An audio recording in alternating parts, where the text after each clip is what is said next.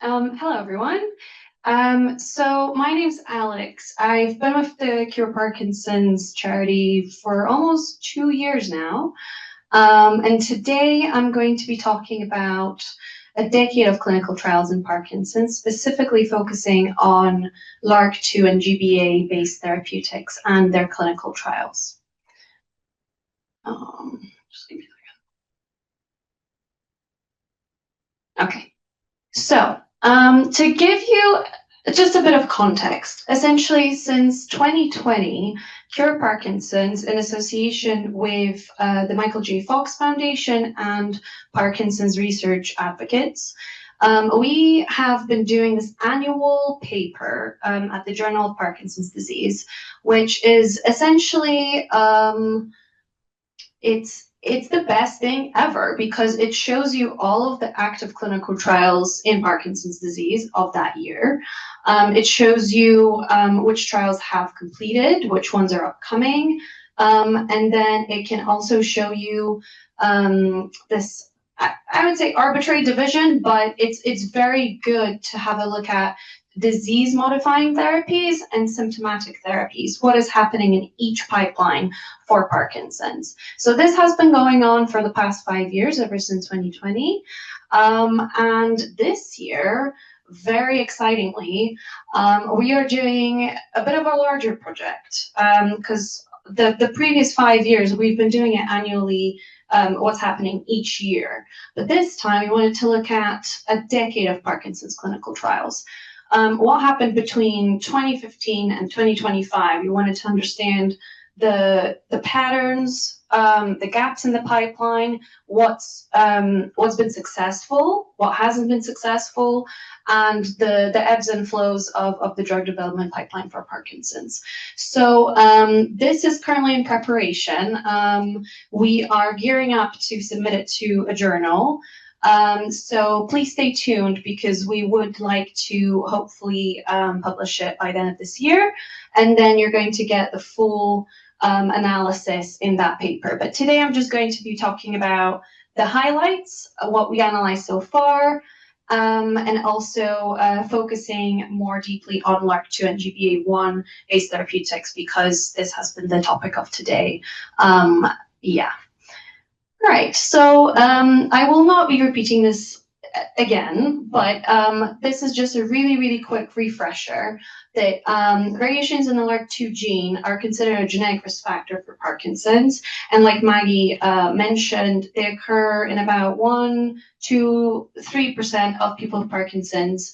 And then LRRK2 is a specialized type of enzyme. So we said today that LRRK2 is a kinase. And essentially this enzyme helps cells break down and recycle waste. That's one of its functions. There are many other functions of that kinase which are involved in the immune system, etc. But we're not entirely sure what it does, but we do know that variations in this gene are thought to cause overactivation of the LRRK2 enzyme, and those variations are associated with Parkinson's. So just remember that LRRK2 enzyme in Parkinson's tends to be upregulated, the activation and the activity. So I wanted to kind of put this all in context. So here in 1997, we have the first gene ever linked to Parkinson's, which is the alpha-synuclein gene, SNCA. And ever since 1997, we have come quite a long while, because it's only been 20-something years, and now we have identified plenty of other associated genetic risk factors.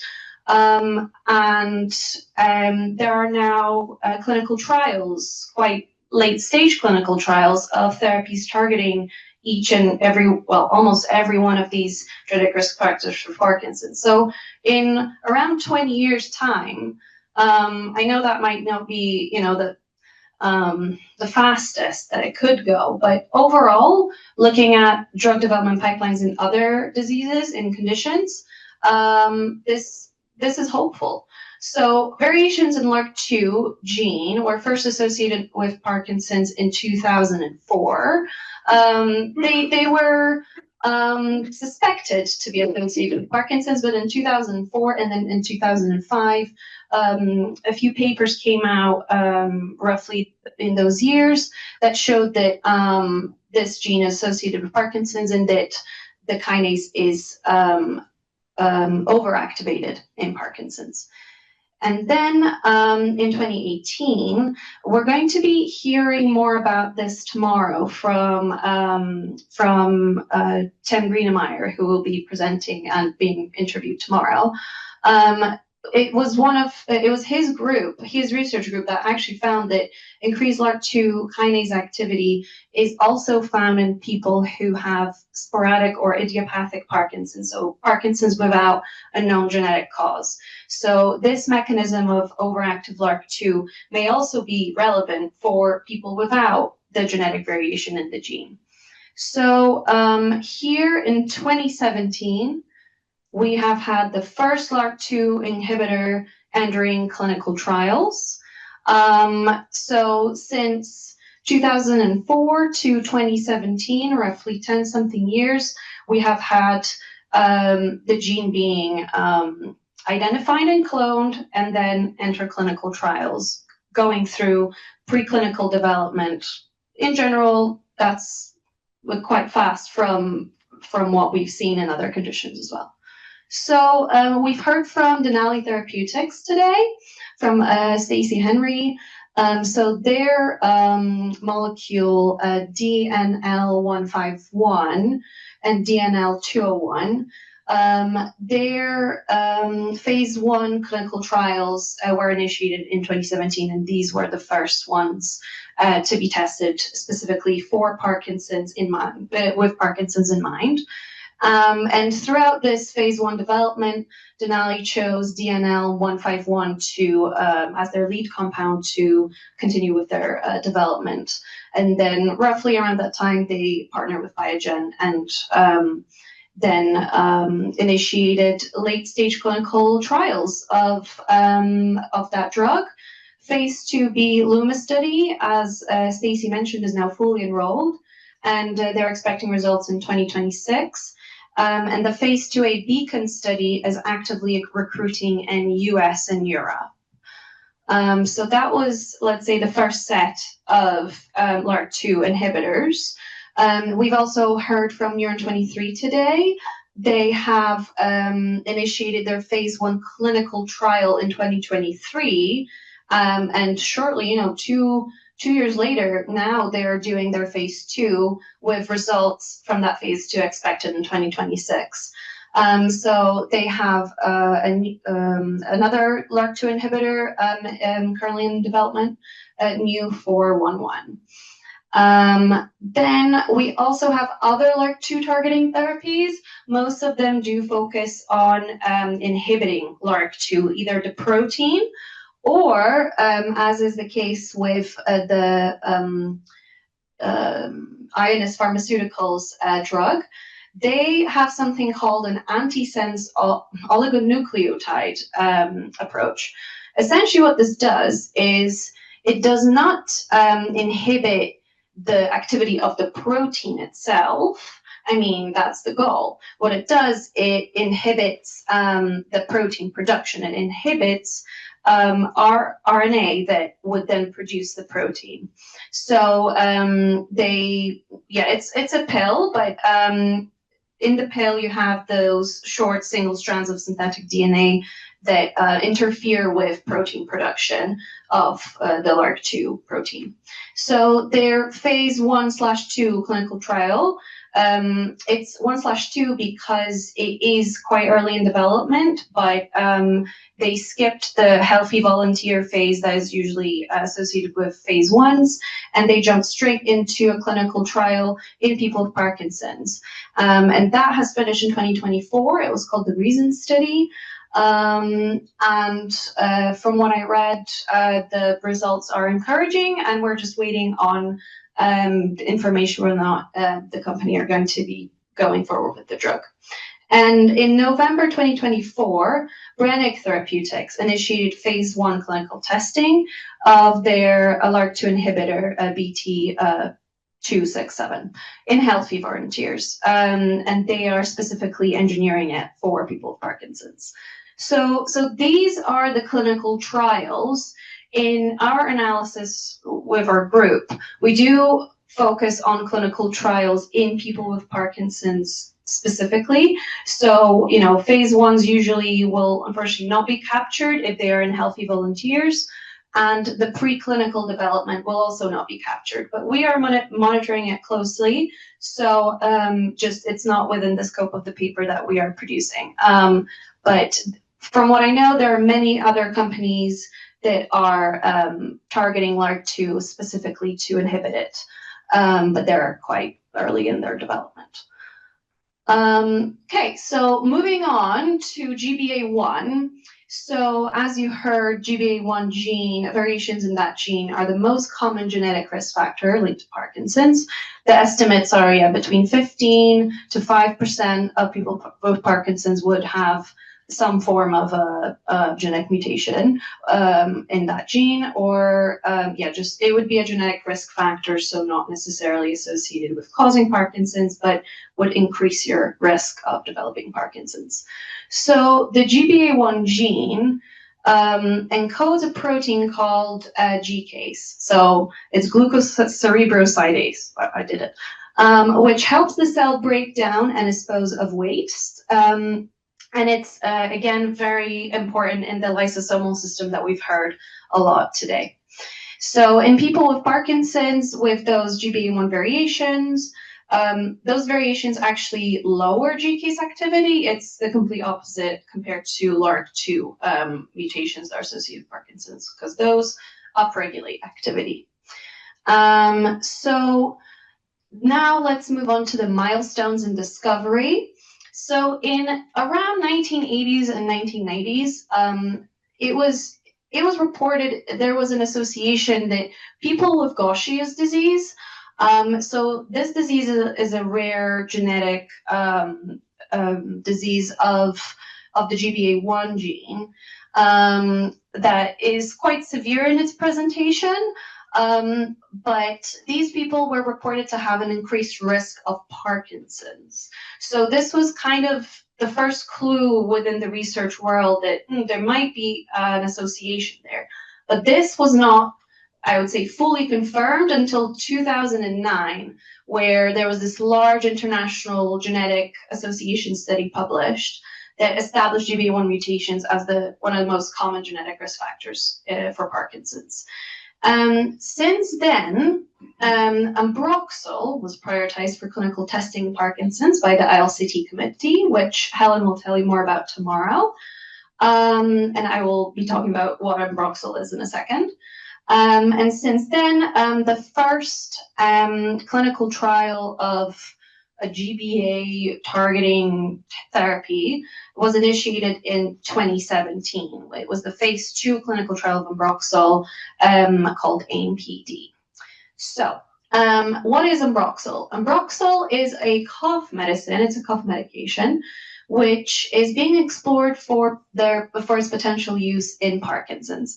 So until now, we have heard of these novel drugs. So drugs that are developed by a pharma company or a biotech company from the very beginning. So they start, with a target, they model the target, then they go through all of the, different testing, lab tests that you have to do to then translate that into the clinic, into a clinical trial. So that takes a lot of time. But what is good about Ambroxol is that it has already been in use for many years for a different indication, and we call that repurposed. If a medication is repurposed, it means that it has come from a different indication, different condition. It usually has a lot of good safety data, like longitudinal data, what happens if you take it for a long time. So then you can essentially jump straight into phase 2, because you don't need to well, you might want to, but you don't really need to prove safety and tolerability as is the case with novel drugs.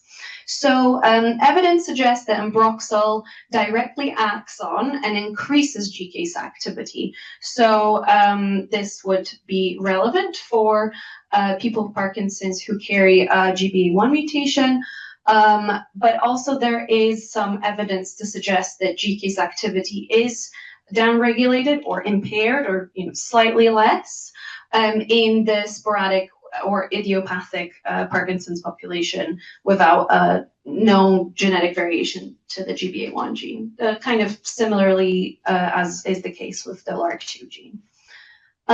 So this is just a very, very short story that Ambroxol has been widely used in clinical practice since 1979.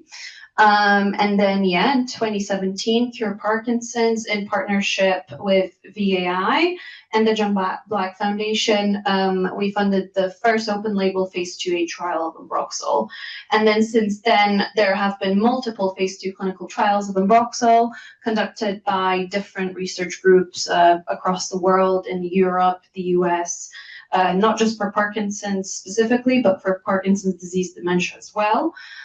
So Ambroxol has been explored quite a lot over the past 10 years. And now we have a phase 3 clinical trial of Ambroxol underway in the UK. So this is just this trial called ASPro-PD. It's a phase 3 multi-center placebo-controlled trial with multiple centers across the UK. It is led by Professor Anthony Shapira at UCL at University College London, UK. It is a 2-year study, and what's interesting about this study is that out of the 330 participants, around a half will have variations in the GBA1 gene, because it's really important to see whether or not Ambroxol or any other GBA1 targeting therapy works better. That is our hypothesis, but does it work better in people who have that genetic variation compared to the population that does not? So the first participant received the drug in February 2025. Trial is now underway, and we're expecting results in around 2-3 years' time. So there are also other approaches apart from Ambroxol, the repurposed medication. There are also novel GCase activators being developed for Parkinson's specifically. One of them is this molecule owned by BL. It's a biotech company out of Portugal, but it also has centers in the US. So they have specifically developed this molecule is very, very specific for GCase to activate it, and their trial, more than 200 people will be taking part in it, and some of those will also be carriers of a GBA1 mutation. And there's also phase 1b trial of Gain Therapeutics, still active. So this is another GCase activator / modulator. They call their drug an allosteric modulator. Essentially what that means is that it activates or modulates the activity of GCase, but in a slightly different way, a slightly less direct way, but it still does its job. And they have completed enrollment in, just a few months ago in June 2025. So we're just awaiting results from them. So this is interesting because all of these therapies that I have talked about just now are either oral therapeutics, pills, but this is different because it's a gene therapy. So a company called Preval Therapeutics here from the US, they are developing a gene therapy targeting GBA1. So what it does is, what they want to do is they want to deliver a functional GBA1 gene via viral vector to the brain. So I just did a little cartoon here. What you can do is, when you have a virus, it can, infect you with a cold, with something like that. What you can do is you can empty it. You can just keep the shell.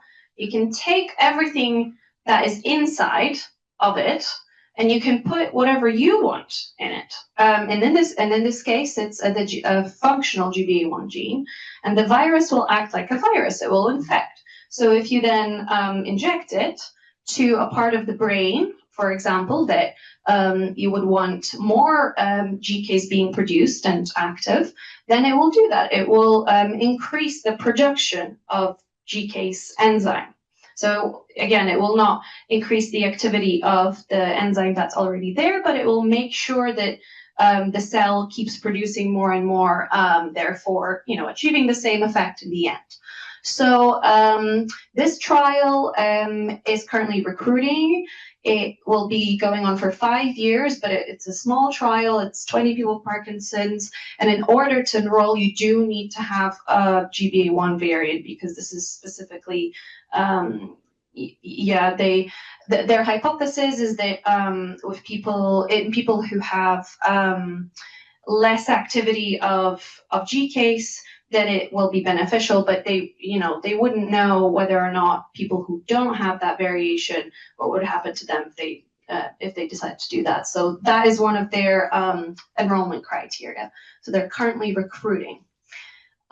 So this is a very, sorry, my slide kind of got a bit wonky, but so these are some of the conclusions from our analysis so far. We will have more, so please do read our paper when it's published. It's only going to be a few months, hopefully.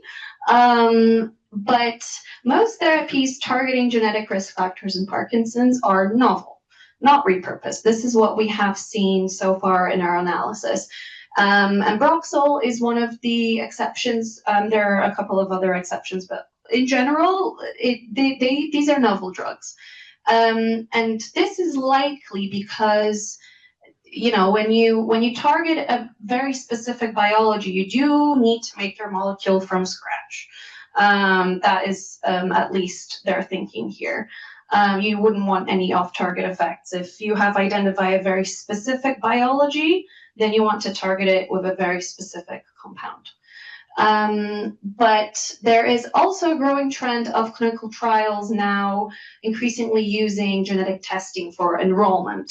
So this was not really a thing back 10 years ago. It was very rare for clinical trials to do that. But now, because of the knowledge of the possible hereditary nature of Parkinson's, now this is something that if you're targeting a genetic variation, you might want to look for a population that would benefit from your drug the most. So yeah, these are just some of the conclusions that we came up with. And for more, please read our paper. And thank you very much for your attention. And if you have any questions, let me know.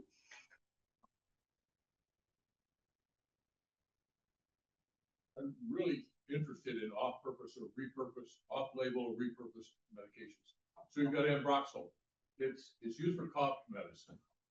I assume you're not just giving someone a bottle of cough syrup and say, here, drink this. You're taking out the active ingredient from the medium and reutilizing that in some other medium or some other form.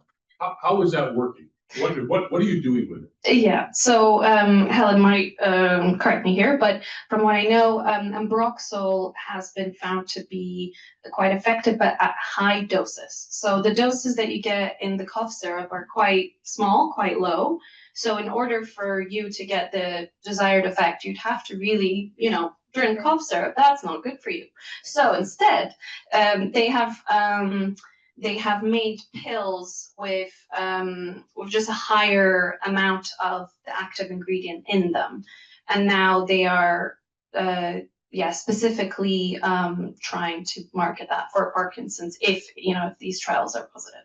So this is also a good way for companies that because this is a repurposed drug, so there's this whole issue with IP, so intellectual property. If you want someone to then produce the drug so that it reaches the market, you want a company to have some financial benefit from it. So this is one of the possible ways of them getting that financial benefit if they reformulate an active ingredient already in use And if they reformulate it, they get patent rights, etc. So we need to have a higher concentration of Ambroxol in terms of therapeutic approach to Parkinson's diseases because there's low brain penetrance.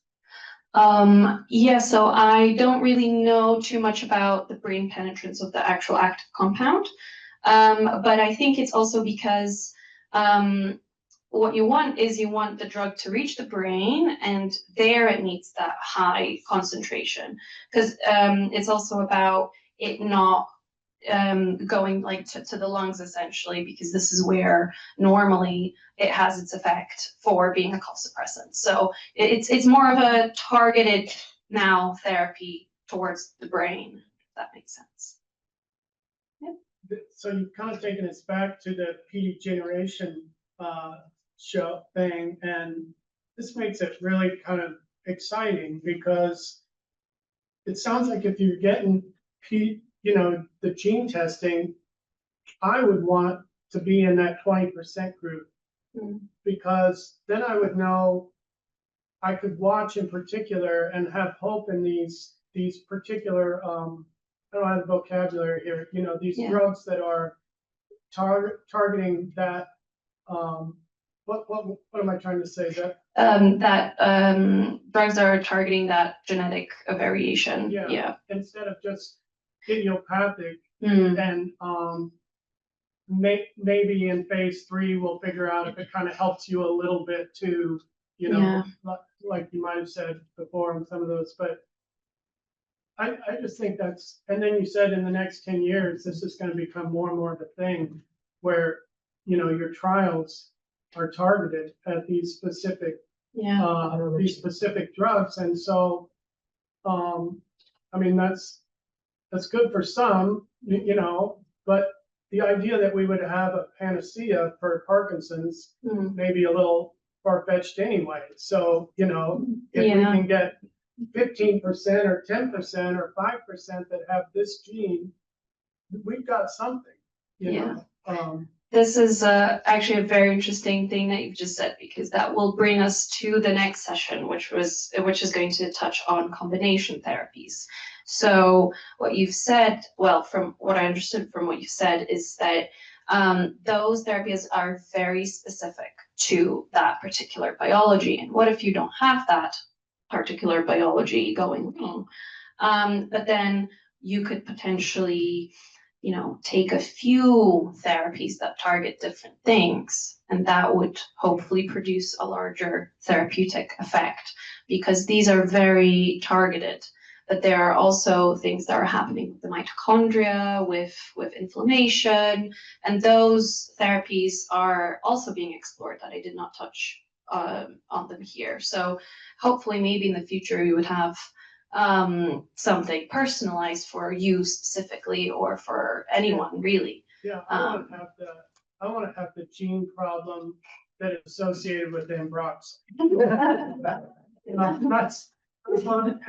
That's enough right there to make me go sign up, to get the gene testing, just so I can cross my fingers about something, and one quick question, when we talk about Parkinson's being inherited versus idiopathic, is it correct to say that the 20% that are in that gene group are the inherited group, and the 80% that are idiopathic are in the idiopathic group? Is that what we mean? Yes, I would say so. It essentially means that for those 20%, there has been a genetic risk factor already identified Inherited from your parents.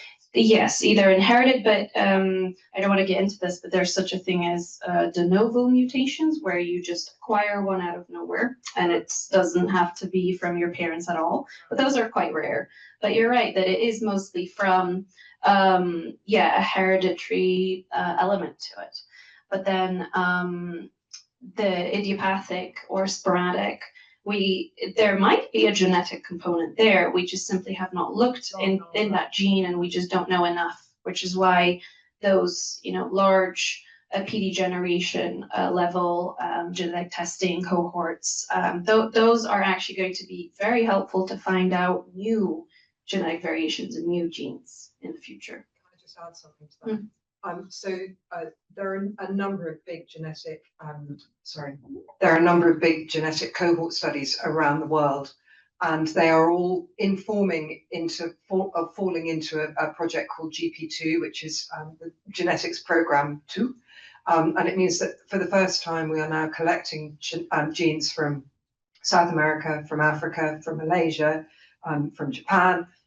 So we're starting to get this global picture of what's going on. And it's only through doing that we're going to really understand how genes do change. Already through that program, they've identified a different variant of the GBA gene that is prevalent in Africa. And the disease progresses in a completely different way.